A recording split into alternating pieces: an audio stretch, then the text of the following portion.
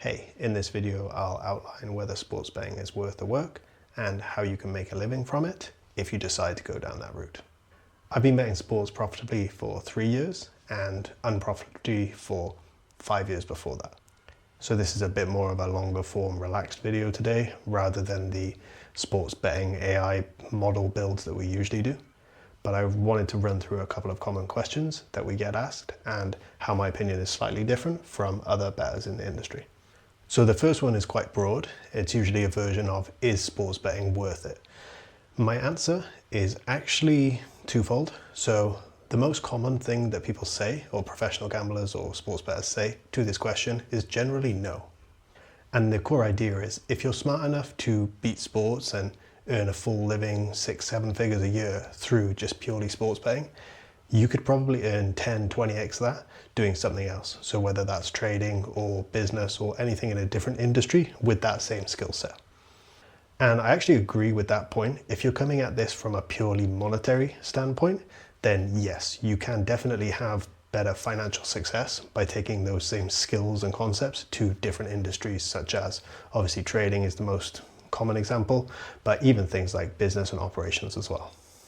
Because between building models and updating them and updating codes and scrapers and all that, as well as the issues of liquidity and getting money down, getting bets down, working with sports books, working with people, accounts getting limited, it can be a bit of a grind.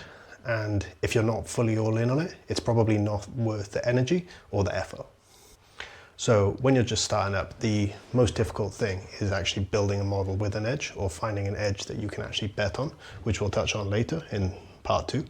The real tough part though is actually getting money down, getting those funds deployed at whether that's sports books, onshore, offshore, however you're going to do it. That's the difficult part, especially as you start to scale up.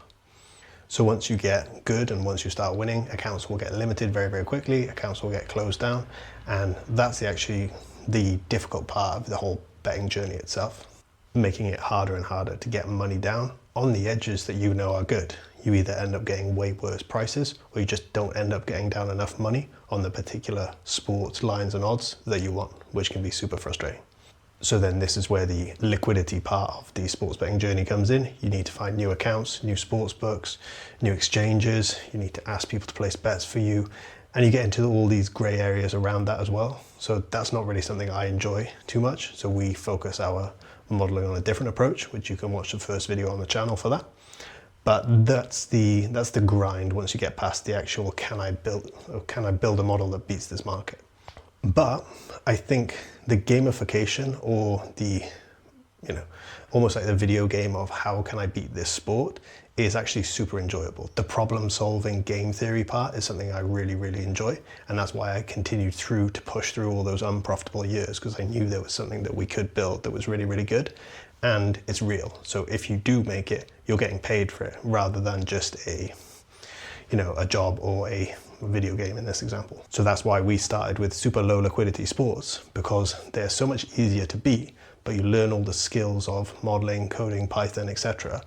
to then take those theories that you've created and work up through the, difficulty levels of sports. So, I've said in multiple videos, we're not good enough to beat the top 4 sports in the US. I don't think we ever will be. But those middle batch of 6-8 sports and leagues, those are really good if you can beat all of them, and they're not that difficult to beat once you know what you're doing. So going up through their levels almost, you can earn really, really good money, and the gamification of it is really just enjoyable. That's why I think my answer just isn't straight no like other bettors in the space. So to round this question off, is sports betting worth it? I would say it depends on the individual. If you're purely looking to monetize earnings, if you're purely looking for financials, then probably not. There's better options for your time and skills if you get very good at something. But if you are interested in building a skill, if you're interested in game theory, if you're interested in problem solving and the gamification of a problem, and then you have some good stats and maths background, then 100% it's worth it. There's a mistake I see quite often, which is where people try to earn the same amount as their job or business, and they'll try and quit their job and go full-time with sports, which is not a problem. It's obviously a good goal. But I think if you approach it from how can I supplement first, you decrease the pressure on yourself. because we still have businesses that do quite well. So even if we're going through a rough week or two, the mental and emotional stress on the sports side is pretty low now, versus if it was our only income stream, even if it was a lot higher. Those streaks, which you will still have, even if you have profitable models, are a lot more stressful. And I just think you can avoid a lot of that stress by just saying, okay, why don't I just double or triple my income, even if my job is only 20-30% of that? At least you have that stability and you still have the upside goal as well. Which brings me on to my next point or question, which is how to make a living from sports betting. So that little transition point is something I would say is super important. Don't try and go all in from day zero. It can take a lot longer than you think. It really did with me to even get to break even and a small profit. Our first profitable year was something like £12,000, which is very small when you consider something that has been going for 5 years and has been basically break even or unprofitable for that time. And then from there, it scales up very quickly. So once you have an edge, if you're only betting £100 or $100 units, as your bankroll grows very quickly, depending on how much bankroll percentage per bet you risk and things of that nature, you can increase exponentially almost, because the level of effort, if you have a true, say, 10% edge on a bet, to place a £100 bet is the same as placing a $10,000 bet or a £10,000 bet. So the level of effort is not the same, but you have a 100x increase in outcome. So finding the edge is still really important. Once you get that, we still have the liquidity issues, but I'll touch on that later. In terms of making a living from sports betting, you've got three kind of core ideas. So you've got the originator or the modeler. This is where somebody will create a number for a game based on usually stats or some sort of programmatic Python related coding modeling type thing, where they will feed in data and they will get a prediction, whether that's Monte Carlo sim, whether that's just some sort of regression of the game that's going to happen. If that is a really true edge model, then you just bet the difference from that, and then that delta between that point, or that difference between that point, is basically your edge, and you'll earn through repeating that bet over time if that model is accurate and true. The second option is something called top-down betting, or steam chasing, or line moving, odd screen watching. There's loads of kind of nuanced names for it, but it's generally called top-down betting, which I think Spanky of Be Better Bettors kind of created somewhat. But this is basically where you watch the market, kind of like watching kind of like watching a stock ticker or a stock screen, and you try and move and get on slow sports books that are basically slow to move their lines. Now, there's way more nuance to this than just that, but for the beginner, that's kind of the core idea.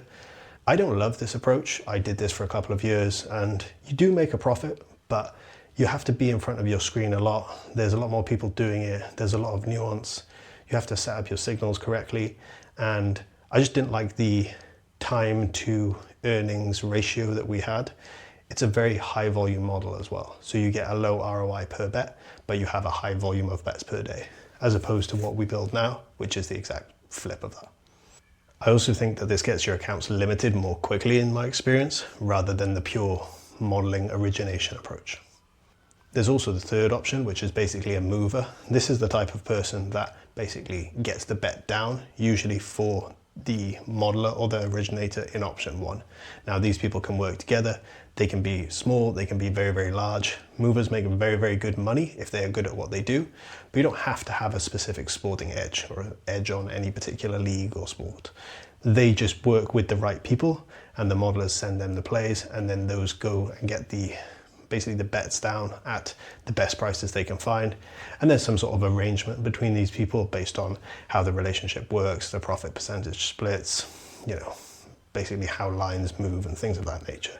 It can be very custom and complicated, but the core idea is they go and do the liquidity side of the business, which is very difficult, and the modeler can focus on the origination of the true edge side. So of those three options, you can basically just choose which one suits your personality and your skill set the most. If you are very good at stats and modeling and Python and maths, then you probably go down the origination route. If you don't mind the grind and the looking for outs, then option 2 might be good. If you want to just be a mover, then you have to have a good network and understand how the actual sports betting markets work. But it can all be learned. It's just based on what you want to do or how you want to earn through sports betting. So if you want to be a mover, for example, you do really need to have a good network, and you do really need to understand the dynamics of the sports betting market, understanding what sports books will release lines first, what limits they have, when limits go up, which sports books copy others. You can learn all these things. The same with option 2. Like if you want to be a top-down bettor, the best place to start is probably Spanky's podcast, which is called Be Better Bettors. If you just search that on YouTube or Spotify, that's a pretty good spot. And if you want to have option 1, then you can obviously watch a lot of our content. If you like our vibe, then you can learn things through that. If not, there's loads of good content on YouTube. I would just say, be careful with what people say. If people are claiming they beat the NFL in public and are posting public information and knowledge on this, it's basically a lie. You can work through the process of why that's the case yourself. But with any of the methods, like anything, the better you are at it, the more you'll get paid. It just depends on what you like to do and what style. The more value you add to the person in whichever option, then the more you'll earn. So yeah, that's pretty much it. Thanks for watching. Subscribe if you found it useful. And next week we'll get back to the sports betting model builds. Okay, cheers.